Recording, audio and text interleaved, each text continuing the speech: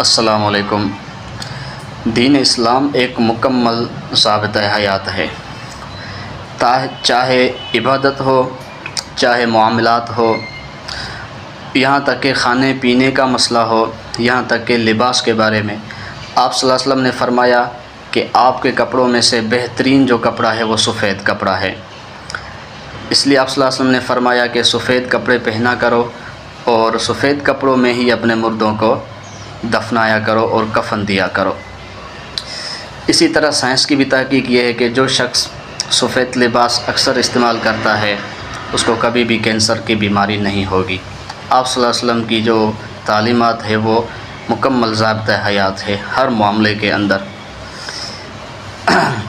सिर्फ़ इबादत से उसका ताल्लुक़ नहीं है। हमारे चैनल को सब्सक्राइब करें, वीडियो को लाइक करें और ज़्यादा से ज़्यादा शेयर करें।